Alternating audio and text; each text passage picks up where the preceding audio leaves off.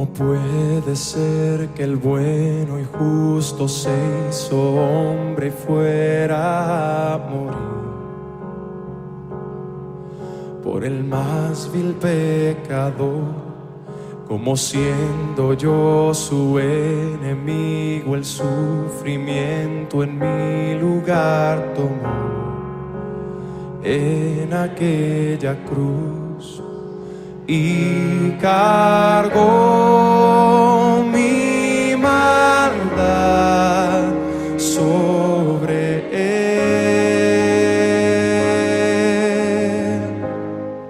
Su rectitud por la fe mía es.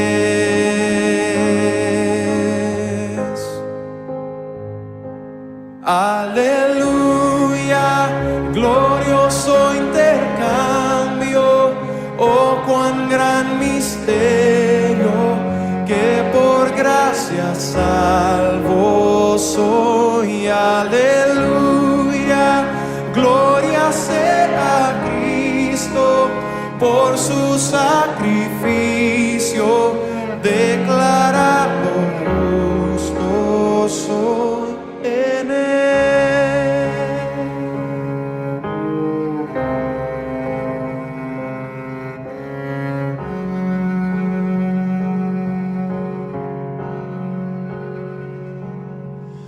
¿Cómo es posible que en Jesús, como a su Hijo, Él me recibió? Y su nombre llevo hoy, su perfecta vida de obediencia al Padre, al yo creer, Él me otorgó y perdón me dio, pues cargó mi maldad sobre él.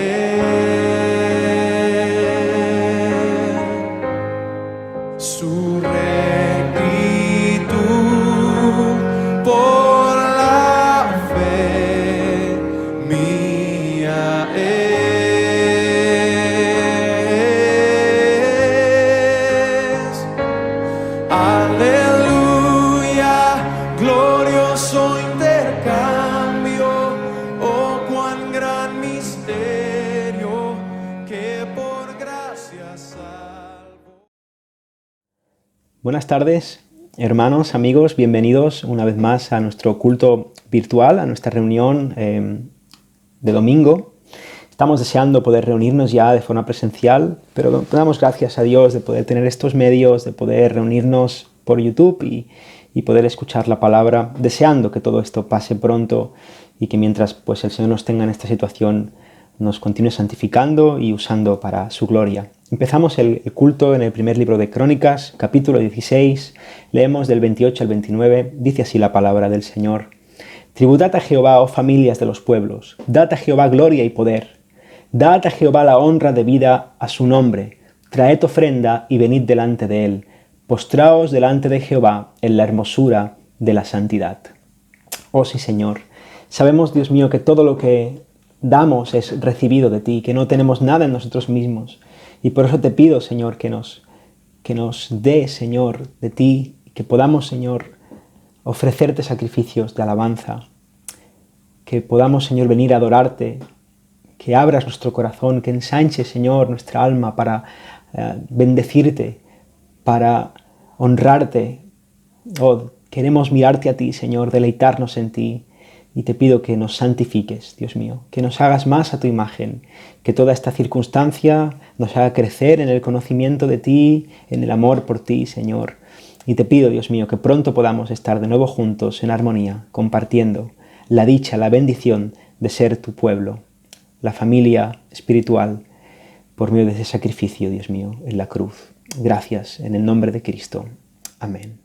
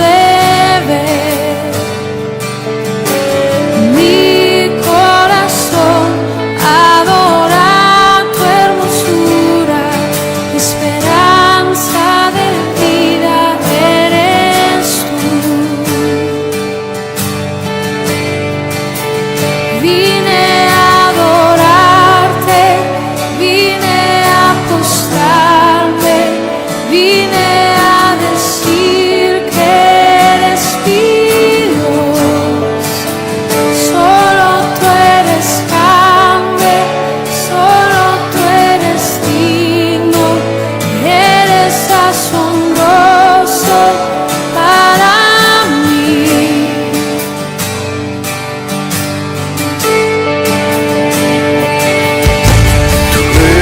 Eres el Rey grandemente exaltado, glorioso por siempre, Señor. El mundo que creaste humilde viniste, pobre te hiciste por amor. Vine a adorarte, vine a postrarme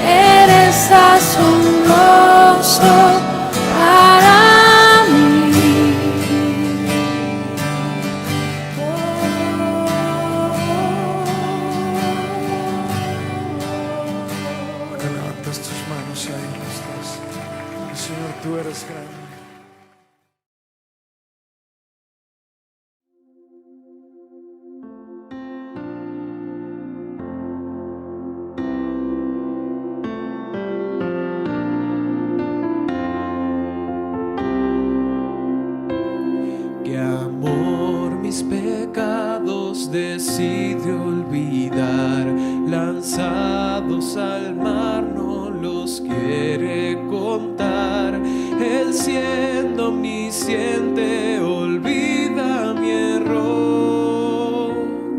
Mis faltas son muchas, su gracia es mayor. Gloria a Dios, su gracia es mayor.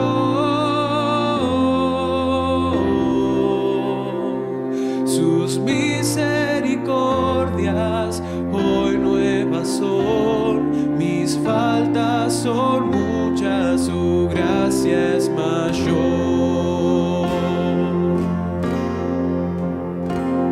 Paciente me aguarda en mi desviar, un Padre que tierno me llama al hogar, recibe al débil, al más pecador. Mis faltas son muchas, su gracia es mayor. Gloria a Dios, su gracia es mayor.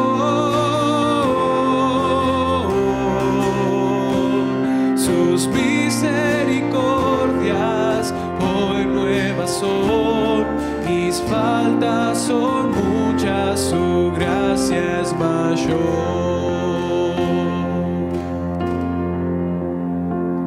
Qué grandes riquezas Él nos otorgó, su sangre fue el pago, su vida entregó, pagó esa deuda y la canceló. Mis faltas son muchas, su gracia es mayor. Gloria a Dios, su gracia es mayor.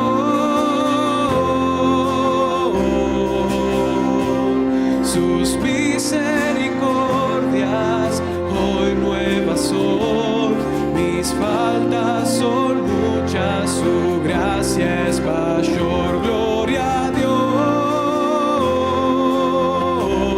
su gracia es mayor.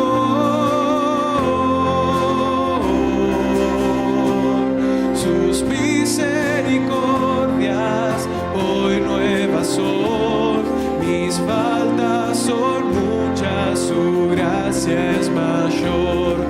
Mis faltas son muchas, su gracia es mayor. Mis faltas son muchas, su gracia es mayor.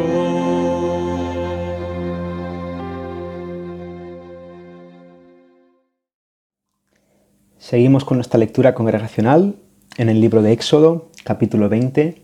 Dice así la palabra del Señor. Y habló Dios todas estas palabras diciendo: Yo soy Jehová tu Dios, que te saqué de la tierra de Egipto, de casa de servidumbre. No tendrás dioses ajenos delante de mí, no te harás imagen, ni ninguna semejanza de lo que esté arriba en el cielo, ni abajo en la tierra, ni en las aguas debajo de la tierra. No te inclinarás a ellas, ni las honrarás, porque yo soy Jehová tu Dios, fuerte, celoso, que visito la maldad de los padres sobre los hijos hasta la tercera y cuarta generación de los que me aborrecen, y hago misericordia a millares, a los que me aman y guardan mis mandamientos. No tomarás el nombre de Jehová tu Dios en vano, porque no dará por inocente Jehová el que tomara ese nombre en vano. Acuérdate del día de reposo para santificarlo. 6 días trabajarás y harás toda tu obra, mas el séptimo día es reposo para Jehová tu Dios. No hagas en él obra alguna, tú, ni tu hijo, ni tu hija, ni tu siervo, ni tu criada, ni tu bestia, ni tu extranjero que está dentro de tus puertas. Porque en 6 días hizo Jehová los cielos y la tierra, el mar, y todas las cosas que en ellos hay, y reposó en el séptimo día. Por tanto, Jehová bendijo el día de reposo y lo santificó. Honra a tu padre y a tu madre para que tus días se alarguen en la tierra que Jehová tu Dios te da. No matarás, no cometerás adulterio, no hurtarás, no hablarás contra tu prójimo falso testimonio, no codiciarás la casa de tu prójimo, no codiciarás la mujer de tu prójimo, ni su siervo, ni su criada, ni su buey, ni su asno, ni cosa alguna de tu prójimo. Todo el pueblo observaba el estruendo y los relámpagos y el sonido de la bocina y el monte que humeaba, y viéndolo el pueblo temblaron y se pusieron de lejos. Y dijeron a Moisés: habla tú con nosotros, y nosotros oiremos, pero no hable Dios con nosotros para que no muramos. Y Moisés respondió al pueblo: no temáis, porque para probaros vino Dios, y para que su temor esté delante de vosotros, para que no pequéis. Entonces el pueblo estuvo a lo lejos, y Moisés se acercó a la oscuridad en la cual estaba Dios. Y Jehová dijo a Moisés: así dirás a los hijos de Israel: vosotros habéis visto que he hablado desde el cielo con vosotros. No hagáis conmigo dioses de plata ni dioses de oro os haréis. Altar de tierra harás para mí, y sacrificarás sobre él tus holocaustos y tus ofrendas de paz, tus ovejas y tus vacas. En todo lugar donde yo hiciere que esté la memoria de mi nombre, vendré a ti y te bendeciré. Y si me hicieres altar de piedras, no las labres de cantería, porque si alzares herramientas sobre él, lo profanarás. No subirás por gradas a mi altar, para que tu desnudez no se descubra junto a él. Señor, eres hermoso, tu ley es buena, tu ley es perfecta. Muestra, Señor, lo santo que eres, lo perfecto que eres, y te alabamos por eso. Exaltado sea tu nombre, Señor, y queremos bendecirte, queremos conocerte. Queremos que tú pongas amor por tu palabra en nuestro corazón, porque tú eres hermoso, Señor. Eres precioso, te queremos, te amamos y te pedimos, Señor, que nos ayudes. Dios mío, te damos gracias porque nos has dado tu ley. Te rogamos que nos santifiques, que sigas trabajando nosotros para poder caminar en tu verdad, que todo pecado en nosotros sea totalmente mortificado, sea totalmente aniquilado, Señor. Queremos aborrecer lo que tú aborreces y amar lo que tú amas. Oh Dios mío, te damos gracias. Gracias, Señor, porque podemos mirar a la ley sin miedo. Podemos mirar a la ley, Señor, sin temor, porque tú en Cristo nos has librado del temor de la ley. Nos has librado de la esclavitud de la ley. Y ahora podemos cumplirla, porque la ley es buena, pero cumplirla por el amor, Señor. Motivados y movidos por el amor. Porque tú nos has amado y queremos hacer tu voluntad. Queremos honrarte, Señor. Oh, Dios mío, gracias por el Evangelio. Produce en nosotros el querer como el hacer, Señor. Que tu palabra haya cabida en nuestros corazones. Seamos cada vez más como tú y tu gracia nos alcance cada día. En el nombre de Jesús. Amén.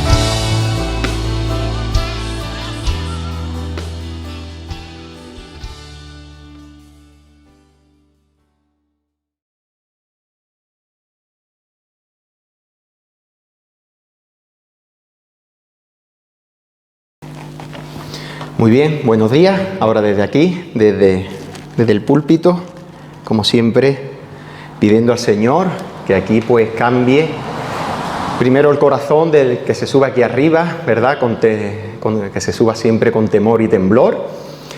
Y nada, agradeciendo al Señor una vez más, ¿verdad? Pues la oportunidad de poder compartir su palabra, que siempre es un privilegio. Cuando el Señor, pues sabemos, ¿verdad?, que cuenta para sus planes, para cualquier cosa, ¿no?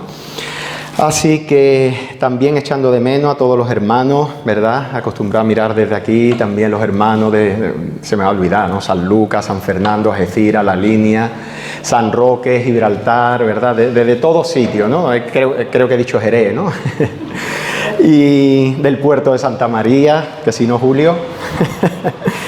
Y bien, hermanos, pues vamos a empezar el sermón de hoy, que se encuentran, como sabéis, en el Evangelio según San Mateo, capítulo 5, aunque el texto va basado en el versículo 29 y 30, vamos a leer ahora desde el 27 al 30 para contextualizar, y también estaremos contextualizando.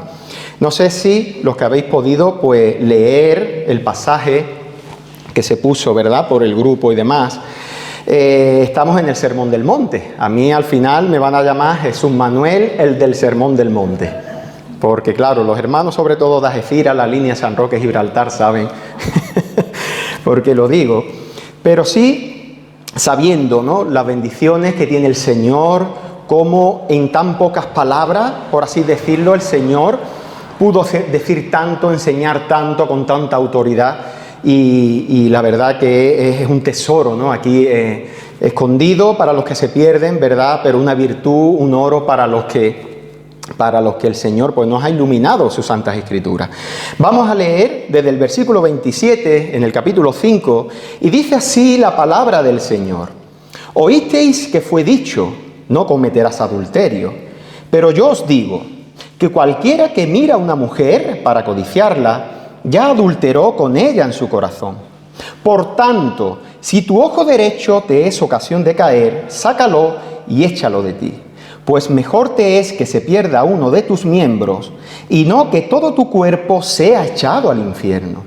Y si tu mano derecha te es ocasión de caer, córtala y échala de ti, pues mejor te es que se pierda uno de tus miembros, y que no todo tu cuerpo sea echado al infierno. Vamos a orar.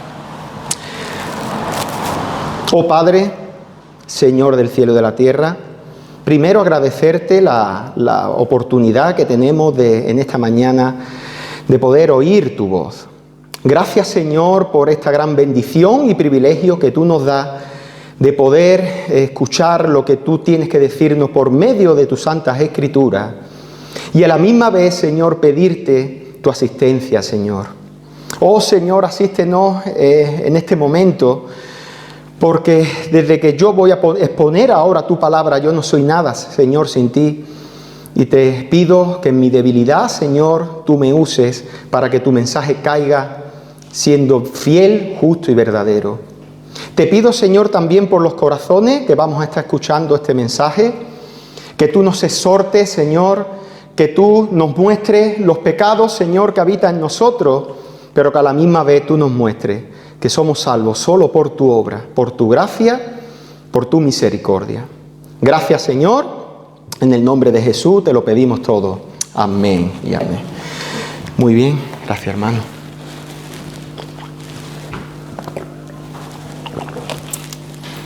Pues como he dicho, nos encontramos en el Sermón del Monte, donde desde el versículo 1 nosotros vemos que es el Señor mismo, es el que dice cada palabra que sale en el capítulo 5, 6 y 7, y conocido, pues muchos dicen, ¿verdad?, el Sermón de la Montaña, el Sermón del Monte, pero sabemos que la importancia de que esto mismo no fue dicho por un hombre cualquiera, sino por el gran predicador.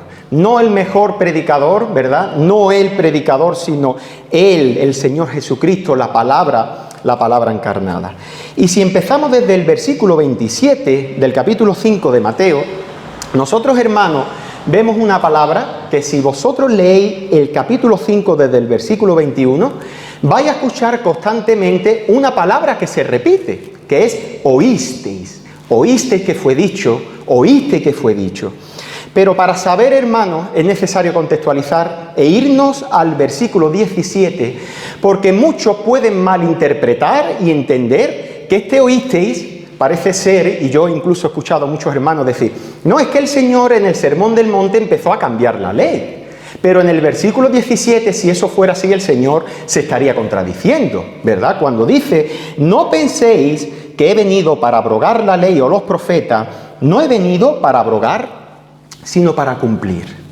Entonces, si le preguntamos a la palabra, le preguntamos al Señor, entonces, ¿qué quiere decir estos oísteis? ¿Qué quiere decir el Señor aquí cuando dice oísteis que fue dicho a los antiguos, no matarás y cualquiera que matare será culpable del juicio? Cuando dice en el versículo 27, oísteis que fue dicho no cometerás adulterio, si eso es lo que dice la ley, ¿verdad? Pero cabe recordar, hermanos, que cada vez que nosotros leemos la palabra del Señor y el Señor se refería al Antiguo Testamento, nunca decía oísteis que fue dicho, sino como decía el Señor, escrito está.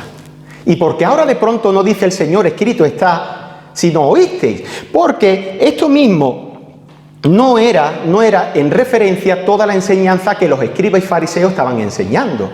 Es verdad que en el versículo 27 está bien dicho, no cometerás adulterio. ¿Ese cuál es? El 7º mandamiento. Pero a los escribas y fariseos transversaban la ley y la acomodaba a lo que ellos querían enseñar. Los fariseos y escribas sí que es verdad que estaban mencionando bien el 7º mandamiento. Pero, hermanos, se le olvidaba muy importante otro mandamiento, que es el 10º, que es no codiciarás la mujer de tu prójimo. Y eso ya no es algo físico, ¿verdad?, sino que es algo que sale y nace del corazón. Los escribas y fariseos, hermanos, eran expertos en retorcer las escrituras para adaptarlas a lo que ellos querían. Ellos decían, ay, pero mientras no me llega la mujer de mi prójimo, yo puedo mirar a una mujer, codiciarla, y esto sería ya para extenderse mucho más. Por eso después el Señor hace, y dice en el versículo 31, que cualquiera que repudie a su mujer, dé la carta de divorcio.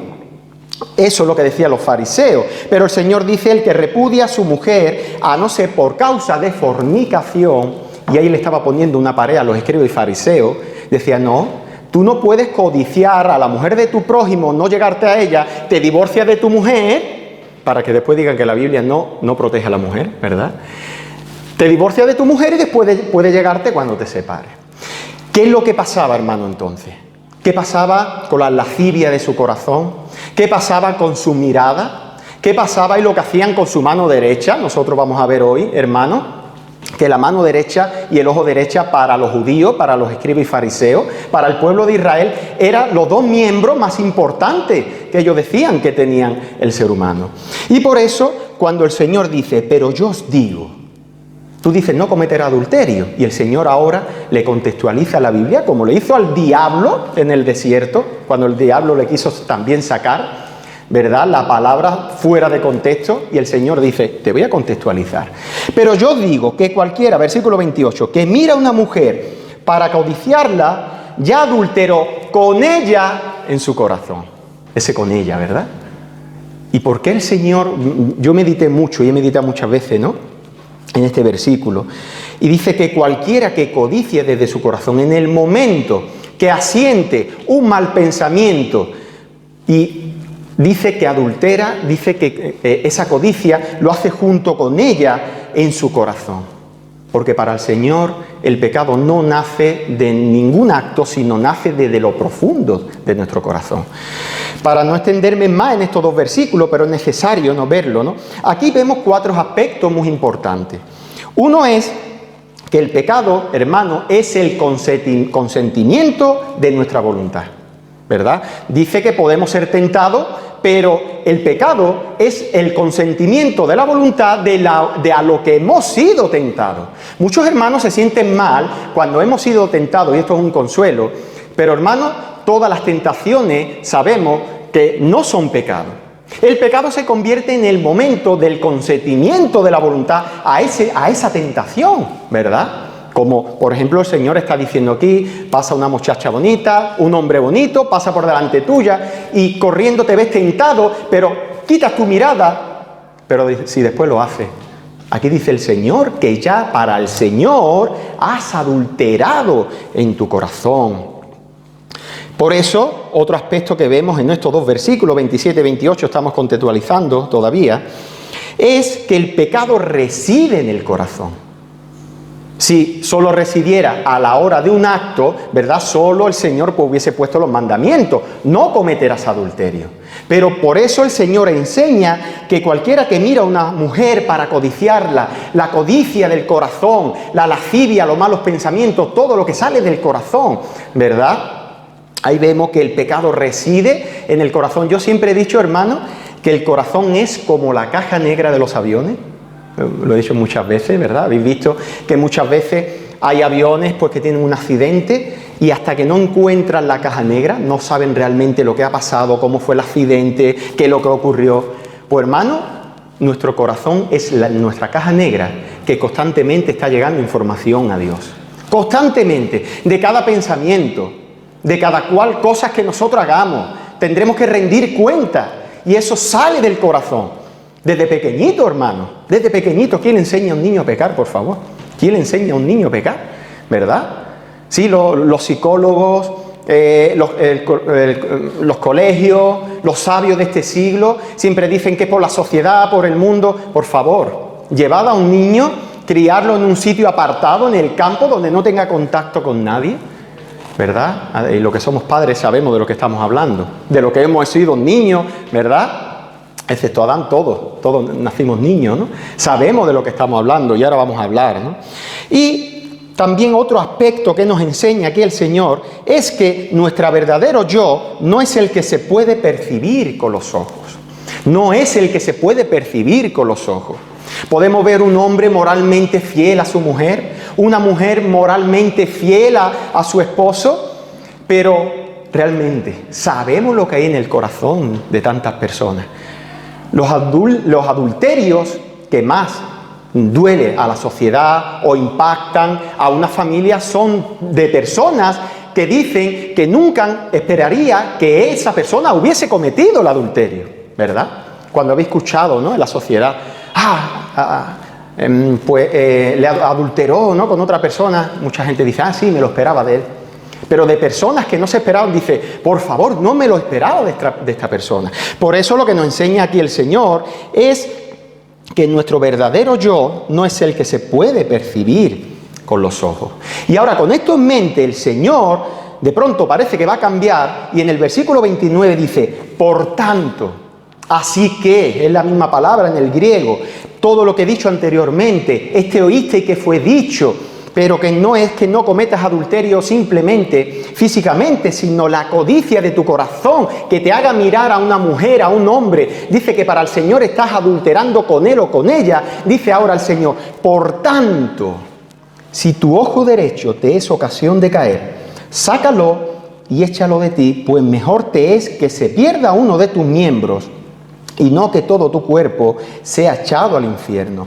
Y si tu mano derecha te es ocasión de caer, córtala y échala de ti, pues mejor te es que se pierda uno de tus miembros y que no que todo tu cuerpo sea echado al infierno, ¿verdad? Ya de por sí es que leyendo el texto derivan tantos pensamientos, ¿verdad?, que el Señor pues me dé sabiduría hoy para poder desgranar y poder ver lo que está diciendo aquí el Señor. Pero sí es importante, hermano, antes de ver lo que sí está diciendo aquí el Señor, es una cosa que me gusta a mí hacer, es importantísimo, y sobre todo en este texto, hermano, ver lo que el Señor nos está diciendo. He querido contextualizar y sacar estos 3-4 puntos de lo que el Señor viene diciendo, porque en estos 2 versículos, por muchas personas han sido muy mal interpretados.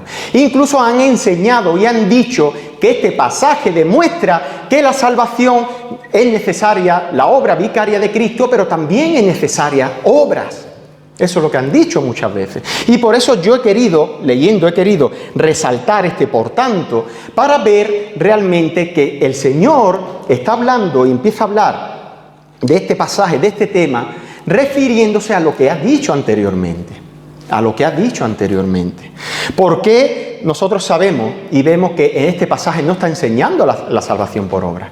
Porque la primera regla de la hermenéutica, y muchos sabemos lo que es la doctrina que enseña el estudio total de la Biblia. Recordamos, hermanos, que cada vez que leemos un pasaje tenemos que tener en mente los 66 libros de la Biblia en nuestra mente.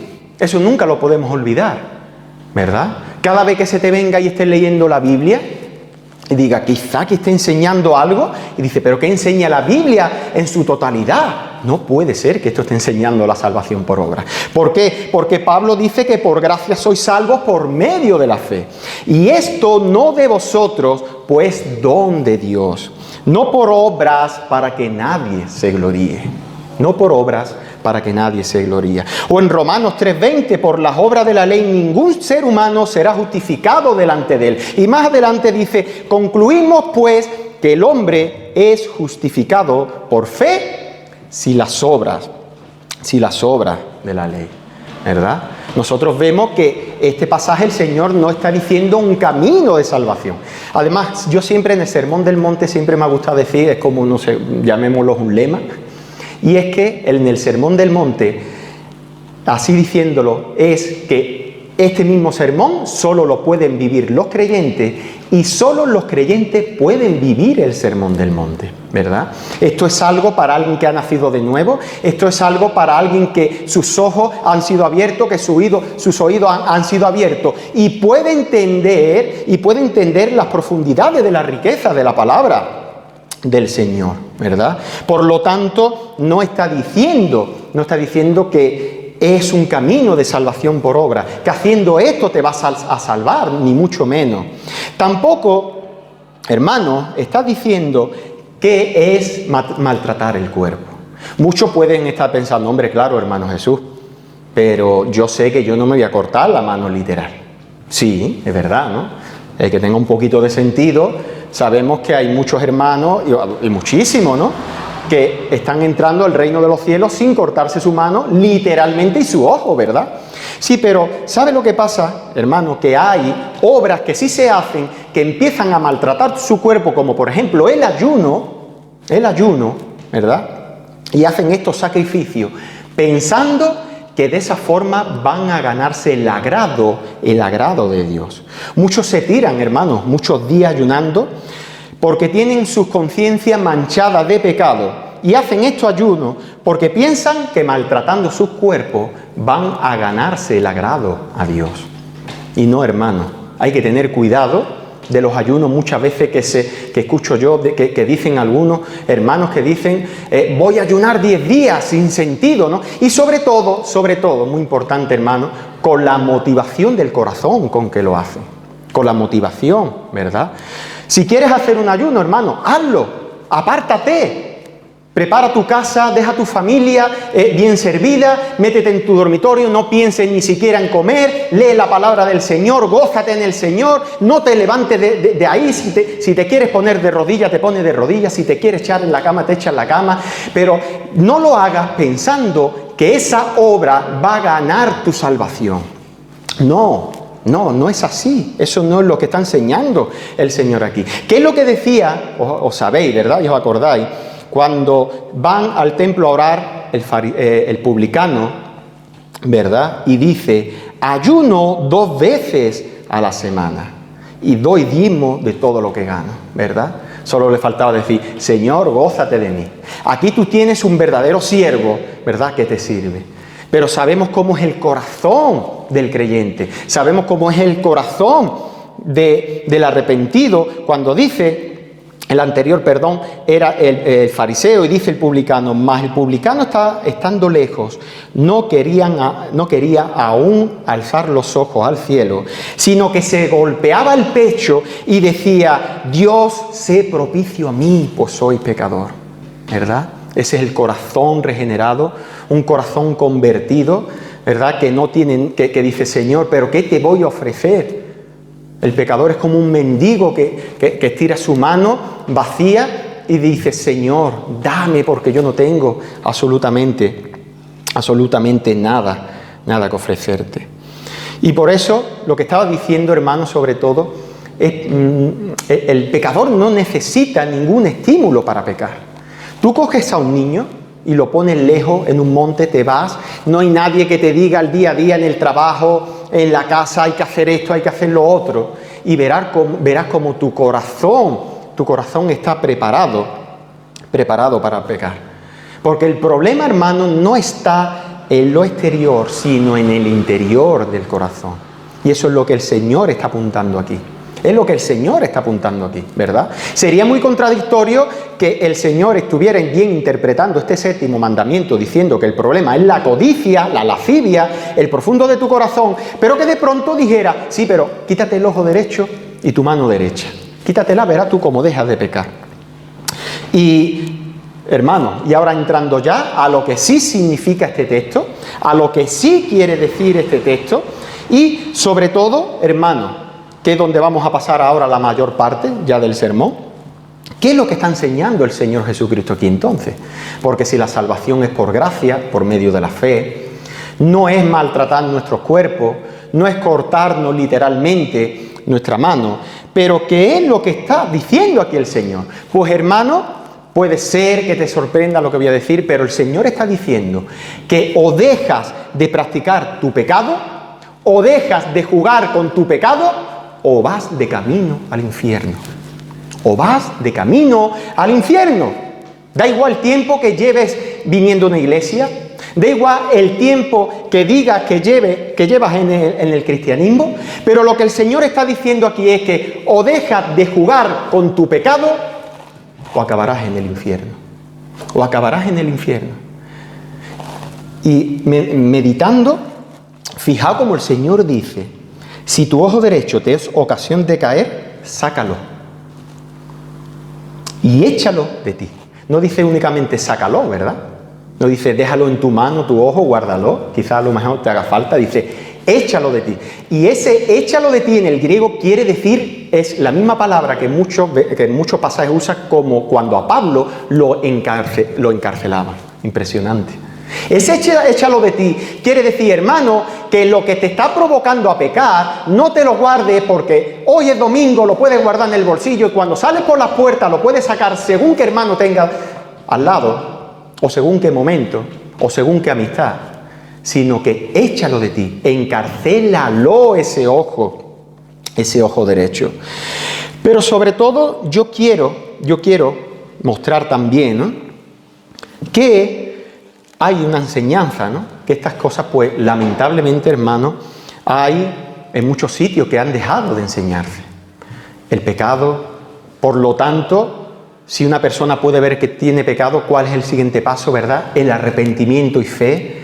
Pero en muchos sitios, lamentablemente, esto ha dejado de enseñarse.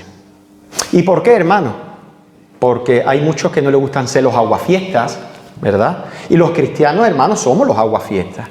Cuando estamos en una comida de Navidad y esas Navidades o en un cumpleaños y viene nuestra familia, sí, hermano, nosotros somos los aguafiestas de las reuniones, ¿verdad?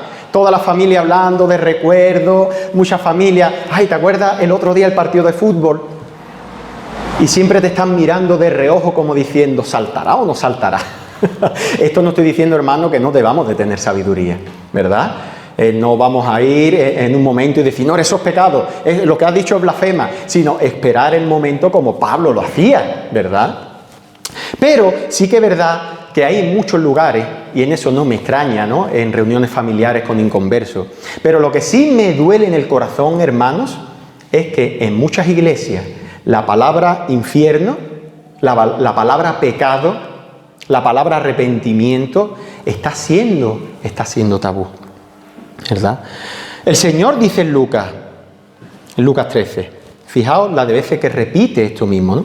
En este mismo tiempo estaban allí algunos que le contaban acerca de los galileos cuya sangre Pilato había mezclado con los sacrificios de ellos.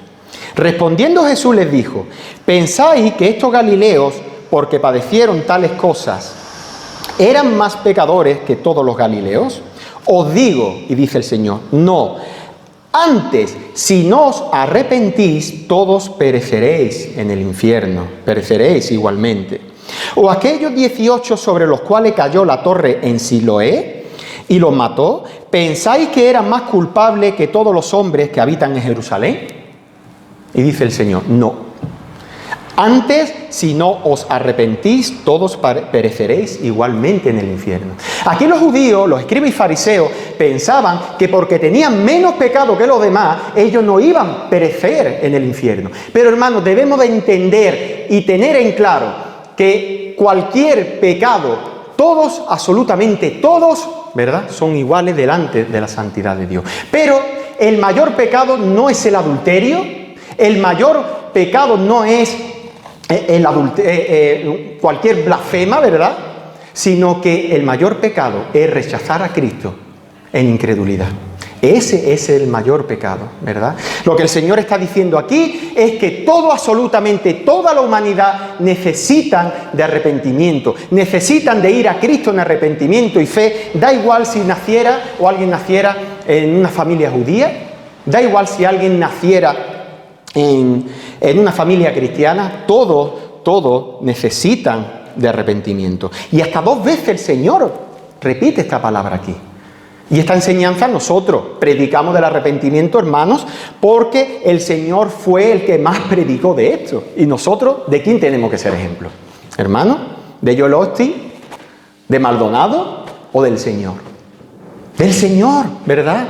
Nos dejó sus enseñanzas. Y yo he definido el arrepentimiento de la siguiente manera.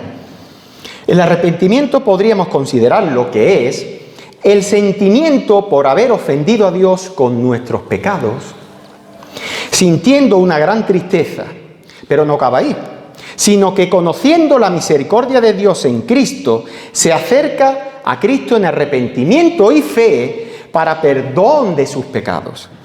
Y ahora, esto es importante, queriendo alcanzar una nueva obediencia que va conforme a los mandamientos de Dios. El arrepentimiento, muchos sabemos, hermanos, desde hace tiempo, y lo que me preocupa no es que no lo sepa, sino que no lo haga, es que es volverse de su mal camino, volverse y darse la vuelta. Antes yo estaba llevando una vida de desobediencia que me agradaba desagradar a Dios, y ahora el Señor ha cambiado mi corazón, y ahora empiezo a vivir lo que agrada a Dios. Podríamos decir que antes estábamos en el terreno del diablo luchando contra Dios y ahora nos encontramos en el terreno de Dios, ¿verdad? Luchando contra el diablo, contra el mundo, contra nuestras pasiones pecaminosas. Pero el cristiano es alguien que se arrepiente, es alguien que hace la guerra al pecado, ¿verdad? Yo hay muchos que he escuchado decir, ¿no? Me dicen, no, sí, yo me he arrepentido de mis pecados. ¿Pero de cuál pecado, hermano? ¿De cuál pecado? Hay muchos que dicen, no, yo la verdad que llevo muchos años yendo a la iglesia y yo me he arrepentido. Y sigue viviendo de la misma forma que hace 20 años. Y eso, hermanos, muchos no lo dicen, pero eso es, sí, mucho, es decir de boca, ¿no? Honran al Padre, honran al Hijo, pero ¿a quién deshonran? A la obra redentora, a la obra poderosa que hace el Espíritu Santo. Decir que el Señor es mi Salvador, pero no es mi Señor, es deshonrar y decir que el Espíritu Santo no tiene poder para cambiar mi corazón, no tiene poder para poder cambiar, para poder dejar atrás lo que antes y lo que sabemos que desagradaba a Dios, para poder dejar atrás lo que antes nos agradaba. Mira, hermano, yo personalmente, yo debo reconocer que cuando el Señor me hizo nacer de nuevo, hubo muchas pasiones y muchos pecados que desaparecieron. Pero hay muchos que siguen ahí. Y siguen ahí, y muchas veces lo veo que sube la cabeza y parece que me quiere agarrar y quiere salir el viejo hombre. A mí me gusta una cosa que decía Martín Lutero, y decía, yo creía que el viejo Adán, el viejo hombre, había sido ahogado en las aguas del bautismo, pero el miserable sabía nadar. Y muchos sabemos nosotros lo que quiere decir esto, ¿verdad? Cómo el pecado muchas veces quiere salir, y nosotros no hemos llegado hasta aquí, hermanos, y el Espíritu Santo no nos ha traído hasta aquí, ¿verdad? Para que ahora nosotros seamos y digamos, no, bueno, ya esto es el camino del creyente, es una barca, ¿verdad? Donde yo vi ahí sentado en la barca con remo, hay muchas florecitas y pajaritos al lado, y no voy ya a luchar, ¿verdad? Dice el Señor, ¿no sabéis que los injustos no heredarán el reino de Dios? No erréis, ni los fornicarios, ni los idólatras, ni los adúlteros, ni los afeminados, ni los que se echan con varones, ni los ladrones, ni los ávaros, ni los borrachos, ni los maldicientes, ni los estafadores heredarán el reino de Dios. Importante lo que dice ahora Pablo. Y esto erais alguno de vosotros. Esto erais alguno de vosotros. Lo que Cristo está diciendo en este pasaje es lo contrario a lo que muchos piensan hoy. A lo que muchos piensan que el Señor puede ser su Salvador. Nosotros lo vemos, ¿verdad? Lo fácil que decir, ¡ay, el Señor es mi Señor y Salvador!, ¿no? Pero después en su manera de vivir, no demuestran que son hijos del reino, ¿verdad? Yo digo muchas veces, ¿no? Si no quieres servir a Cristo aquí en la tierra y no quieres su santidad, ¿qué te hace pensar que vas a querer hacerlo por la eternidad? ¿Se ha pensado eso? Si no quiero agradar aquí a Cristo, ¿verdad? Llevo una vida que sí, mitad el Señor, mitad el mundo, ¿qué te hace pensar? Hay una mala noticia para los que piensan así. En el cielo solo hay santidad. En el cielo está Cristo. En el cielo está su blancura. En el cielo no están las cosas que a muchos les gustan, ¿no? Que a muchos les gustan. Por eso lo que Cristo está diciendo en este pasaje que nosotros estamos viendo, por tanto, si tu ojo derecho te es ocasión de caer, sácalo y encarcélalo, échalo de ti. Lo que está diciendo aquí es que si no cortas tu pecado, vas a ir de camino al infierno. El infierno, el arrepentimiento, el pecado. Y de verdad, hermano, a mí me entristece muchísimo, porque yo, quien me conoce, salí de una iglesia de este corte, ¿no? Donde al principio, pues, por mi madurez, ¿no? Pues decía, ¿no? Me reía, y es una cosa que el Señor sabe que me he arrepentido, ¿no? Pero me da pena, hermano, me da pena porque hay muchos que creen que van en el camino de la verdad por falsos lobos que lo están conduciendo hacia la mentira. Por ejemplo, si alguien ha podido ver, no lo invito a que lo vea, la verdad, pero sí creo que es necesario, ¿no? Denunciar estas cosas, ¿no? Joel Osteen decía en su mega iglesia llena de almas, de camino al infierno, yo creo que Dios, dice él, le dio vida a todas las personas y que cada persona está hecha a imagen de Dios. Sí, ¿verdad? Cuando se mezcla la verdad y la mentira, como hacía el diablo. Hay que aceptarlos como son, dice.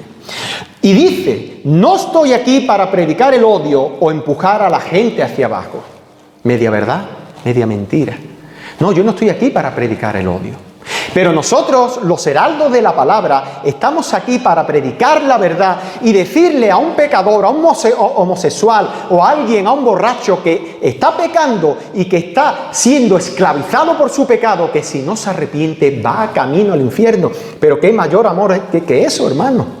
¿Qué mayor amor hay que decirle a tu hijo cuando va hacia un precipicio: mira, hijo mío, si vas para allá te vas a caer y te vas a matar? Pues dicen que no, ¿verdad? Hoy dicen que no. Y lo peor, hermano, no solo la sociedad, es que en muchas iglesias. Y por eso muchos dicen, lamentablemente, que cuando llegan a Cristo empieza lo mejor, perdón. Muchos dicen, cuando llegan a Cristo va a empezar lo mejor de tu vida. Acepta a Cristo y empezará lo mejor. Y lo que no saben es que cuando llega a Cristo empieza la verdadera guerra. Empieza la guerra contra nuestras pasiones, contra nuestro orgullo, contra nuestra murmuración, contra nuestros pecados. No. Los cristianos no somos campanillas alumbrantes, ¿verdad? Como si nada. Somos verdaderos guerreros que solo por la obra redentora de Cristo Jesús nosotros podemos vencer por su gracia al pecado. Hermano, y esto lo digo a modo de consuelo, cuán difícil es tirar y cortar nuestra mano derecha. Cuán difícil, hermano. Cuán difícil es cortar nuestra mano derecha, ¿verdad? Cuán difícil es sacar. Tú sabes, hermano, cada uno tenemos nuestra mano derecha y nuestro ojo derecho y sabemos que es lo que nos está apartando de la santidad de Dios. Y por eso muchos, ¿verdad? No hacen caso omiso, emiten este tipo de mensajes. Muchos pastores no predican esto en sus iglesias porque saben que se van a quedar solos, ¿verdad? O si es una iglesia congregacional ya se ocuparán de echar al pastor, ¿verdad? Y al final termina vendiendo el mensaje del Evangelio, termina vendiendo la verdad. Y os imagináis, hermano, lo que tuvo que ser cuando el Señor dijo estas palabras. Esto tuvo que causar una gran exhortación en el corazón, ¿verdad? Porque los rabinos, los escribas y fariseos, eran los encargados de la época en enseñar supuestamente lo que era la palabra del Señor. Hoy la iglesia, cuando alguien no entiende un pasaje y está bien hecho, van a los pastores, ¿verdad? Para que le ayuden a interpretar. Y un pastor, si no lo sabe, pues va a estudiar y lo va a comentar, ¿no? Pues eso es lo que se hacía en la época judaica, cuando muchos no entendían y decían: oye, ¿os imagináis eso, hermano, conociendo la palabra del Señor? Se acercaban a un fariseo y le preguntaban: oye, estoy teniendo pasiones lascivias contra la mujer de mi prójimo. ¿Te has llegado a ella? No pasa nada. ¡Wow! ¿Y el pecado de tu corazón? ¿Verdad? Del corazón, dice el Señor, salen los malos pensamientos. Y por eso lo que el Señor está diciendo en este pasaje es que si no cortas tus pecados, vas camino al infierno.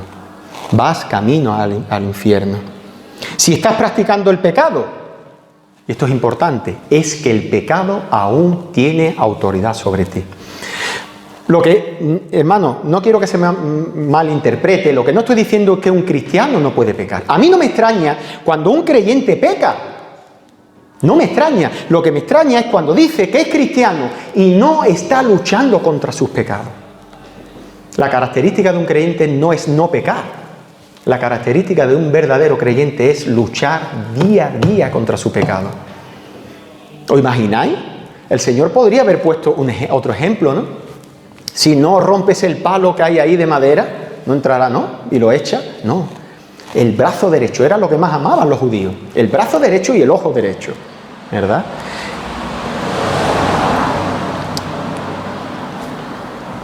Y es fuerte esto, hermano, es muy fuerte. El cristiano está llamado a hacerle la guerra al pecado. El Señor en el versículo 19 dice de Mateo: de manera que cualquiera que quebrante uno de estos mandamientos muy pequeños, y yo la primera vez que leí ese versículo, hermano, me llamó mucho la atención. Qué pequeños, ¿no? Qué mandamientos pequeños, ¿no? Y así enseña a los hombres muy pequeños será llamado en el reino de los cielos.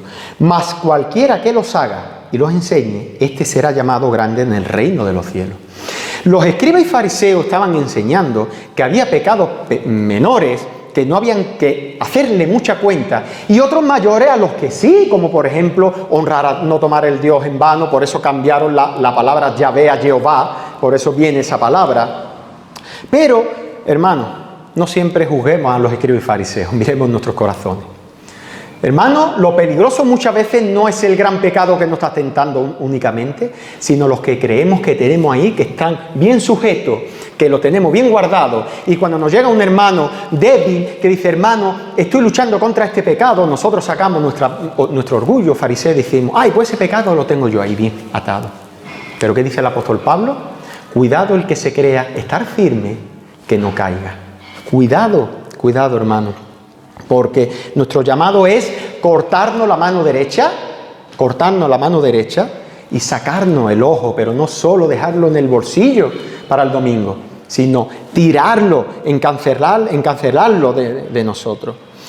Había un hombre, quizás muchos de vosotros lo habéis escuchado, que se llamaba Aaron Ralston, un joven escalador que quedó atrapado por una gran roca mientras escalaba, y su mano derecha se le quedó aprisionada por una roca.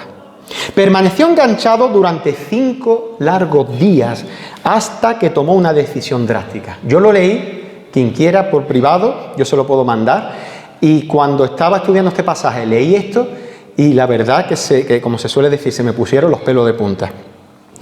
Y tomó una decisión drástica. Dice que ante la eventualidad de una muerte segura, se cortó su propio brazo a la altura del codo.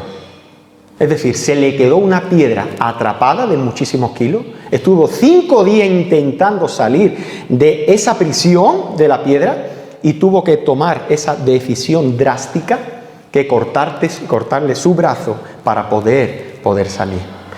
En dicho informe, ¿no?, cuando él da el testimonio de lo que le ocurrió, dice, es impresionante, ¿no?, cómo tuvo que hacerlo, pero sí que es una ilustración para lo que nosotros podemos ver que es lo que debemos de hacer. Porque imaginaos, hermanos, que el Señor nos está diciendo, bueno, intenta darte un masaje en tu mano, a ver si sale sola. No, dice que cortéis de raíz vuestra mano derecha, ¿verdad? Si no, acabaréis en el infierno. Si tu ojo derecho te es ocasión de caer, sácalo y échalo fuera. Y aunque os parezca que cortar el pecado es doloroso, ¿verdad? El pecado es doloroso. Más doloroso es caer en las llamas del infierno. Yo no sé, hermanos, cuál es tu mano derecha, yo no sé cuál es tu ojo derecho, pero a veces tendremos que hacer, como hemos dicho muchas veces, ¿verdad?, y decimos muchas veces entre los hermanos, tendremos que hacer un José. Sabemos que José fue tentado varios días por la mujer de Potifar. Y la mujer de Potifar estaba insistiéndole y tentándole para que durmiera con ella. Y José, cuando en el momento que sintió más débil, cortó su mano derecha y salió corriendo. Todo me es lícito, pero no todo conviene, dice Pablo. Todo me es lícito, pero no todo edifica. Y esto, hermano, antes de nada, no quiere decir que todo lo que hay es lícito, ¿verdad? Sino que dentro de los mandamientos del Señor hay todo lícito, pero no todo me conviene, ¿verdad? Como por ejemplo, hermano, ¿qué puede ser tu mano derecha? ¿Estás yendo a un gimnasio y hay mujeres lindas y estás pecando? Hermano, cambia de gimnasio. Pon tu gimnasio en casa o no vayas. ¿Estás yendo a una cafetería a desayunar donde se te está empezando a insinuar la camarera? Hermano, cambia de cafetería. Hermana, cambia de cafetería. Esto para hombre y para mujer, ¿vale? Aunque dice, si miras a una mujer, también lo siento, hermanas, pero también se aplica a las mujeres. Hay un hombre, hermana, que necesita de una ayuda y te invita a que vaya a su casa. Dale el número a tu marido y que lo llame tu marido. Hermanos, cuidado, que el pecado empieza como una pequeña sombra, empieza a crecer y cuando te das cuenta te ha ganado la batalla. Hermanos, a modo de aplicación, debemos de luchar contra el pecado. Debemos de luchar contra el pecado. Diariamente debemos examinar qué es la mano derecha y nuestro ojo derecho, que nos es ocasión de caer, para cortarlo y sacarlo fuera. Pero eso sí, hermano, eso sí, seguro que el que me ha escuchado, ¿verdad?, habrá dicho, bueno, hermano, pero yo he escuchado sermones tuyos y sé de ti, y tú crees en la doctrina de la gracia, ¿no? Y me está diciendo que yo tengo que hacer. ¿Qué es lo que yo tengo que hacer? Pero si el Señor es el que me salva, el Señor consumó toda su obra para salvarme. Amén, amén a eso. Es más, hermano, yo he escuchado de ti que tú eres un celoso de los puntos del tulip, del quinto punto de la perseverancia de los santos. Amén. Pero ¿cómo se llama esa doctrina? ¿Perseverancia de qué? ¿De los incrédulos? ¿De los inconversos o de los santos? Perseverancia de los santos, porque los incrédulos, los no creyentes, no van a perseverar hasta el fin. Los que van a perseverar hasta el fin son los verdaderos creyentes, pero hermano, van a perseverar, van a luchar, que es la misma palabra, por medio de la palabra del Señor. El Señor es un Dios de medio, y el Señor usa el medio de la exhortación para hacernos perseverar hasta el fin, ¿verdad? El incrédulo, hermano, él va a perseverar, sí, puede venir a la iglesia, puede parecer cristiano durante un tiempo, pero él va a perseverar hasta su siguiente prueba. Cuando venga la prueba, él ahí es donde no va a perseverar.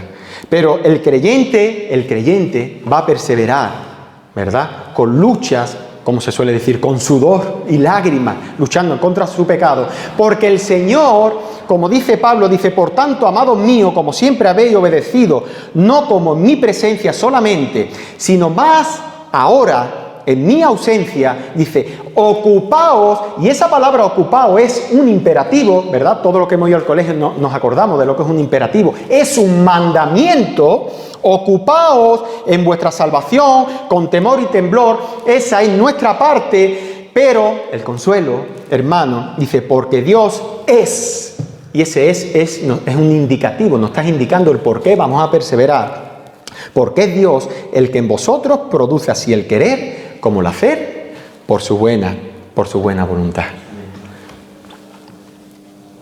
Debemos de luchar contra el pecado, hermanos, como si dependiera de nosotros. Debemos, lo voy a repetir, de luchar contra el pecado como si dependiera de nosotros, descansando en que depende de Dios. ¿Cómo se explica eso? Yo no lo puedo explicar, pero es así, hermano, es así, ¿verdad? Dice el Señor al final del Sermón del Monte, dice, cualquiera pues que me oye estas palabras y las hace, le compararé a un hombre prudente que edificó su casa sobre la roca. Descendió lluvia y vinieron ríos y soplaron vientos y golpearon contra aquella casa y no cayó. ¿Pero por qué, hermano? Porque estaba fundamentada sobre la roca que es Cristo Jesús. Amén, hermano, amén, amén. Porque nosotros no va a ser por nuestras fuerzas, hermano, no va a ser por nuestra voluntad en sí misma, sino porque nos aferramos a Cristo, o mejor dicho, porque Cristo se aferra fuerte a nosotros. Pero aquí una advertencia. Pero cualquiera que me oye estas palabras y no las hace, le compararé a un hombre insensato que edificó su casa sobre la arena y descendió lluvia y vinieron ríos y soplaron viento y dieron con ímpetu contra aquella casa y cayó y fue grande su ruina. Qué consuelo, pero qué advertencia, hermano, ¿verdad? Qué advertencia.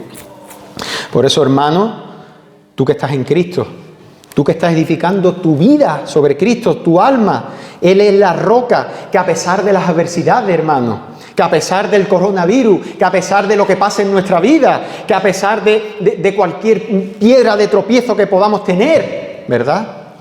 Cualquier tempestad, no va a caer eternamente porque Cristo es la roca y Cristo es el que nos guarda. Mira, hermano, si por algo elegí yo este pasaje, es porque es de los pasajes que yo más sufro cuando lo estoy preparando. Porque no es fácil, hermano. No es fácil reconocer y decir, si es que parezco, no me acuerdo como decían a los griegos estos antiguos que tenían muchas manos. Digo, pero sí, una mano Parece que tengo 10 manos, ¿verdad? Pero cuál consuelo ver que el Señor fue el que ganó, y esto que nos valga para ver realmente nuestra condición delante del Señor. Dejemos de tener la mirada a nosotros mismos y miremos al Señor y miremos a su obra y digamos, solo por tu obra soy salvo, Señor. Gracias, Señor. Gracias porque únicamente ni siquiera yo tengo capacidad, ni siquiera yo tengo fuerza para poder cortar mi pecado. Gracias, Señor, porque tú ganaste el agrado a Dios. Gracias, Señor Jesucristo, porque tú llevaste una vida de obediencia hasta la muerte y muerte de cruz, porque yo soy el que debería de haber estado ahí en la cruz. Y a ti te traspasaron, te pusieron una corona de espinas. Y lo peor que sufrió Cristo, hermano, que el Señor me dé sabiduría para decir esto. No hay un creyente, y muchas veces no lo pensamos, no hay un creyente que vayamos a pasar por la experiencia que sí pasó Cristo, que fue el castigo eterno de Dios. ¿Sabéis lo que es el poder de Dios aplastando a un pecador por toda la eternidad en el infierno? El poder de Dios que creó los cielos y los mares. Esa plaga que cayó en Egipto. Pues ese poder es el que aplastó a Cristo y que ahora, gracias al Señor, gracias por su obra redentora en la cruz, gracias por ser nuestro sustituto, ahora nosotros no vamos a pasar por esa experiencia. Impresionante, hermano. Impresionante. Por eso Cristo sí se cortó, hermano. Cristo se cortó todo lo que Él era. Cristo se despojó de su gloria, ¿verdad? No escatimó ser igual a Dios como cosa que aferrarse. Para que nosotros ahora, ¿verdad? Para que nosotros ahora tengamos entrada al trono de la gracia. Pero si hay alguien que ha podido ver que su ojo derecho y su brazo derecho lo está llevando al infierno, hay una mejor noticia que cortarse todavía el brazo. Ve a Cristo en arrepentimiento y fe. Y el Señor te dará fuerza y gracia para cortar tu brazo derecho y tu ojo derecho. Bendito sea Dios. Vamos a orar.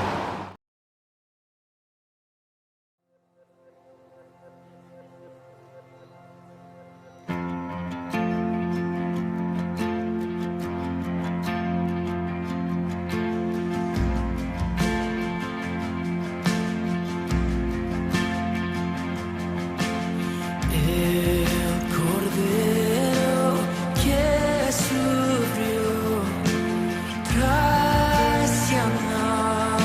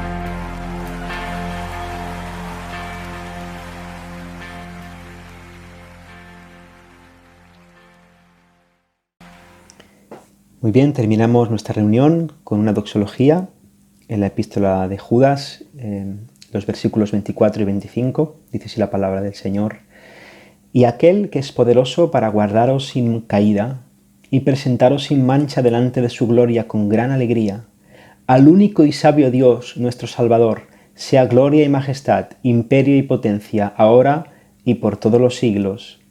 Amén. Señor, te damos gracias, Dios mío. Te damos gracias por tu palabra, gracias por lo que has hecho en nosotros, en Cristo. Sigue trabajando en nosotros. No permitas que nos conformemos a este mundo, no permitas, Señor, que toleremos el pecado en nosotros. No, tú tienes un plan mejor, más glorioso, más hermoso para nosotros, y tú nos amas y no nos vas a dejar que nos conformemos con menos que con la santidad preciosa que hay en ti. Gracias por Cristo, Señor, y por el Evangelio. Ayúdanos el resto de semana a vivir, Señor, a atesorar esta palabra en nuestros corazones, a vivirla, a profundizar en ella y que produzca en nosotros vida, santidad, que impacte al mundo, Señor, para gloria de tu santo nombre. Amén. Amén. El Señor os bendiga, hermanos.